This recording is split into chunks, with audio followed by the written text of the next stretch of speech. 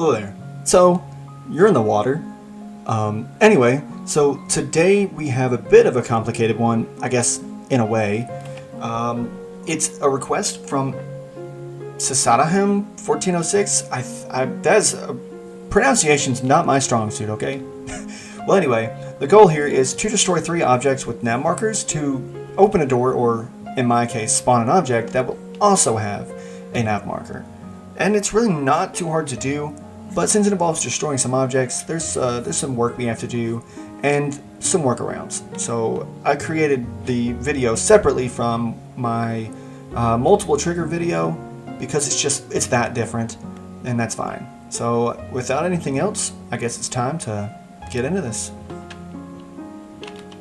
So to start this off, there's a good bit of map setup, so let's go ahead and cover that now. I'm going to use the object in Covenant Antenna. That's what I'm going to use for this. This one here. And since this is the object we'll be using, I'm going to go ahead and start and get all the settings set up for it now, because we're going to duplicate it. I'm going to name this Ant1 for Antenna 1. And we're going to make sure that it is dynamic, otherwise we won't be able to work with it the way we want, but everything else is fine. Perfect. So now that we have this, we can kind of put this in random locations throughout the map. I'm just going to put one here. I'm going to name this one Ant2 for Antenna 2. And then we'll name this one Antenna 3 for obvious reasons. Move it on down here. Oh, so many trees on the way. Perfect. Now let's name this Antenna 3. With that, we can kind of grab all 3 of these and pull them into the node graph with Y. And we can start this. We can start the script. Okay, so let's bring our objects into our node graph with Y and get them organized, because we're going to have a little bit of a lengthy script, at least in looks. And we want to make sure that everything is neat and organized so we don't make things look too complicated. So we got these in a list right here, and we're going to put them right here, neat and organized. The event we're going to start with is on gameplay start, because everyone knows me and how I hate the in-game start node, so I'm not going to use that, but you can if you want. Or whatever trigger you have that will set these objects up to having a marker on them. So to do the nav marker, let's go down to the UI nav markers and grab the nav marker node, which will just let us create a nav marker object. I'm going to name this mission, because it isn't just the antennas that will have the objective on them. It will actually be the object that spawns after they're destroyed as well. So let's go to set nav marker enabled next. There's a lot of nodes in this category since the last time I really messed with them. Nav marker. Connect it to your nav marker object, and if any node after this has this nav marker input like this, I'm just going to connect it back to this. It will always connect back to this nav marker no matter what node I'm going to use in this tutorial. So I'm not even going to mention it. I'm just going to connect them whenever it has it. I'll continue on what I'm talking about for the rest of the nodes. So if you see me do that, that's what I'm doing. I'm just connecting this input that says nav marker on any other node back to this specific nav marker. Anyway, so let's go to the settings of set nav marker enabled, and we need to flick it to true. It's empty at first, even though it says true in the settings. We want to make sure that it reflects true on the visual of the node as well, and that's what will actually reflect what it's doing. So now that it's true, let's move on, and we're going to set the type. For me, I'm going to use, connect it like this, set nav marker type, which is down the list some. I'm going to use just generic objective. You can use anything you want, but they work for me using generic objective. They look pretty good to me. That's also a new node that's been put in since I used nav markers last, and it is quite nice. So we want to be able to attach that nav marker to each of these objects and have 3 of them out there. To do that, we're actually going to put our object into a list. So go to variables basic, grab an object list, and plug your objects into this object list. So now that we have this, we need to go to logic and grab for each object and place it here. Our object list can be plugged into the objects for this node. So now we can do something for each object in here. So we don't have to duplicate this node we're about to use 3 separate times for the node. So let's go to UI nav markers, and toward the top you'll see attach nav marker to object. We're going to execute this per object, so each object in the list, which is 3, this is going to happen. The current object, when it gets to it, will be the object that it connects to, and the offset is where the nav marker appears in relation to the object it's attached to. So we're going to use the vector3 variables basic, and I'm going to 0 everything out. Connect offset to vector, and I'm going to flick all these to 0. You don't have to. This just puts it on the origin of the object. So if you want to have the nav marker a little bit above the object or higher up, just adjust the z-axis value to something positive, or play around with the numbers and you'll get it to where you want it to be. But right now, if we were to test this out, you'll see that each individual antenna has their own unique version of the nav marker we created. Okay, so now let's set up what happens whenever it is destroyed. So let's go ahead and go to events, just basic events, and on object damaged. We're going to connect the object to our first object here. And I'm going to do this in a way where we don't have to repeat the main script. We just have to duplicate this 3 times. And the way I'm going to do that is hard to explain while creating it, so I will simply explain it whenever it's all out and ready for us to look at. It'll be easier for me to explain it that way. But I'm going to grab trigger custom event global from custom events, or events custom category. Plug that into your on object damaged. And the identifier, I'm just going to name it ant DMG'd, so ant damaged, antenna damaged. The object is something we're going to be working with, and we need to plug that into the exact same object that the on object damage node is connected to. Now that we have these set up, let's go ahead and copy and paste these 2 times.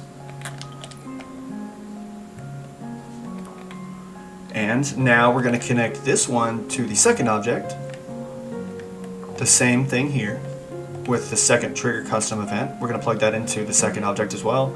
And the third one goes into the third object, as well as this trigger custom event node here. So make sure that the on object damage and the trigger custom event that it's connected to share the same object. So these 2 share object 1 or antenna 1.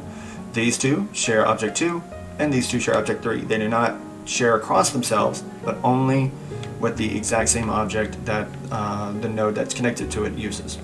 That's very important. So now we need to go from on a custom event global, we're going to put it down here. Because now we're going to work with what happens when we actually damage these objects. So the identifier needs to match.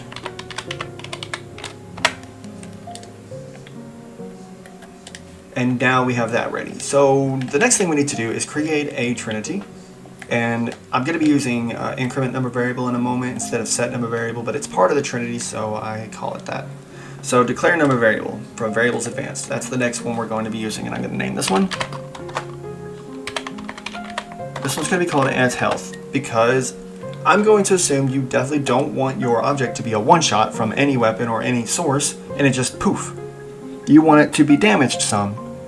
And in this instance, that's what I'm setting it up for. So we're going to give it 250 health. The object scope, or the scope needs to be object, by the way. Very important. This is what makes this work. So now that we have this, let's go ahead and grab our increment number variable node from the logic category, place it here, and plug it into our custom event. The identifier needs to match, so ant health. And we're going to give it a negative value since we're taking away some health. So every time this thing is damaged, it's going to lose 10 health. The scope is object. And now we start plugging things in. So the object from this node needs to plug into our object at the bottom, because it's going to be getting the variable from a specific object that this is connected to. And I will get to explain that toward the end, like I said. So now whenever object is damaged, we need to find out what happens whenever this object reaches 0. Like if the object health reaches 0. So to do that, we go to logic compare and grab a compare node. Let's move this down a little bit. The next node we're going to get is the last one of our trinity, which is the get number variable node. Place it right here next to our compare node. The identifier needs to match, and so does the scope. That's super important this time around. Plug that object back into the object of the custom event, and then value needs to go to operand A, and operand B is 0 because we want to make sure that this object is being compared with 0. Like, is the health 0 or not? Or is it less than 0? But that's what that's for. So the next thing we need to do is go to our logic category and grab a Boolean logic. So what we're doing here is we're grabbing A equals B, and A is less than B because is the health equal to 0 or less than 0? If it is, then something will happen. So this is checking every time it's damaged to find out if the object has finally been destroyed by reaching 0 health, which is why we're going to be doing this. So grab a branch from logic, plug it into your increment number variable. The condition needs to be OR, specifically OR. And if it is 0 or less, if it does have no health or less than 0, because that can happen sometimes, then we're going to destroy the object or delete it. So there we go. We can give this a try and you'll see that each object has its own health, and I'll explain after we test it.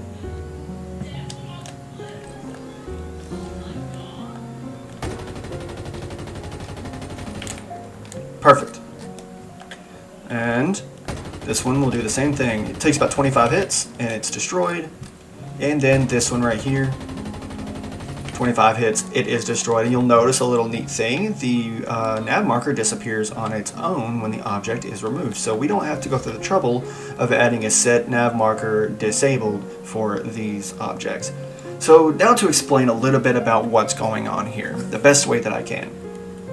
The reason these are paired is because this will trigger this version of the custom event, which they are all the same event. However, when this one, this object right here, which is antenna 1, is damaged, it will trigger onto this one, which specifically has antenna 1 connected to its object. If antenna or object 2 is damaged, it triggers the same event, but the object that is given to it is specifically antenna or object 2. This allows us to plug in anything down here that would affect a variable given to these objects, which is why the scope is set to object. By basically everything now has 350 health, but the only thing that will be affected or even checked for in any form is the objects we're actually checking for and observing, which are the objects involved in the custom events, which are specifically picked from these. And it's the right one each time because of the way we have this set up. So it's never random. You are guaranteed to have each object having its current correct health no matter what is going on. And it deletes the right one when completed. So let's test it one more time. And I'm going to damage this one a little bit. Let's say, there we go. About 16 times. Let's damage this one all the way. It's gone.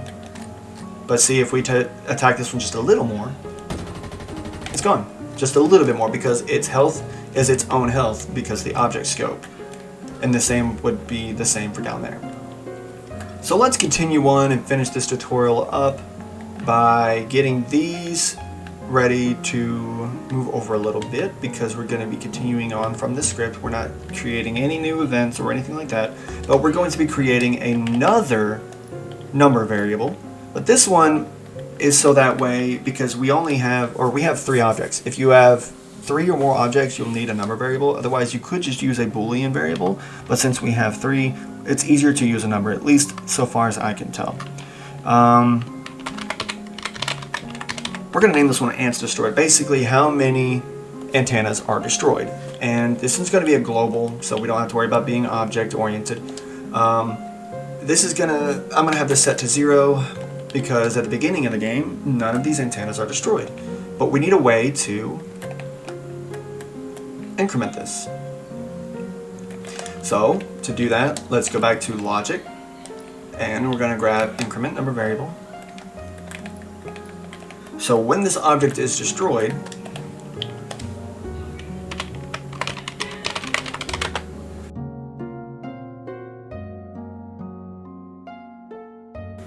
we're going to increase this by 1. When it's destroyed, this number will go up by 1. So 1 antenna was destroyed. So now this is no longer 0. When something is destroyed, this will increase. And now we need to find out, are all 3 destroyed? It's basically doing the same thing again as we did earlier. Once it is destroyed, it's going to try to see if that was all that was needed to finish it up. So we're going to go to compare. And let's grab get number variable once again.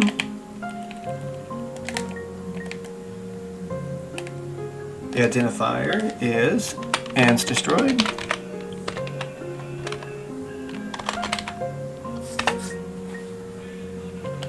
And our scope is global. There we go. We go ahead and plug that into value A, or operand A, the value in operand A. And we're going to be checking for 3 because we have 3 objects. If you have 4 objects, you would set this to 4. If you have 5 objects, set it to 5, and so on. And that's basically, you would just increase this, and you would do the same thing for this about 2 more times, and then for the 2 other objects you have. So this works for any number of objects, as long as you just set it up that way. So now that we have this, let's go to our branch. So go to logic, branch, and connect that here. The condition will be equal. Does it equal 3? So once one has been destroyed, it's going to increment this number by 1. If only 1 is destroyed, it will equal 1. That means it is not equal to 3. Nothing will happen. If you destroy 2, that means it will be 2 destroyed. It still won't equal 3, so nothing will happen. But if you destroy a third one, it will increment by 1 more time, and it will equal 3, and then something will happen. And in this case, I'm just going to have something spawn. Let's go to objects, spawn object. I've got a couple things I'm going to spawn. Go ahead and connect these here. And I'm also going to attach a nav marker to this object, which I haven't connected anything to these nodes yet, but you will see. Okay, do it like this. And then let's see, the offset will also be the same. We could take it from the same node. Okay, now I'm going to spawn these objects. Let's go over here. And I'm actually going to cut this part out of the video and just let you see it happen, and then we'll revisit the script. As you'll see, I'm only adding 2 object references. Okay, so let's go ahead and try this bad boy out, and we should be all good. Okay, the antenna's been destroyed. That antenna's been destroyed. Let's get down here to the creek. There's nothing over there. We've destroyed it. Now a waypoint has appeared, and it is on our object.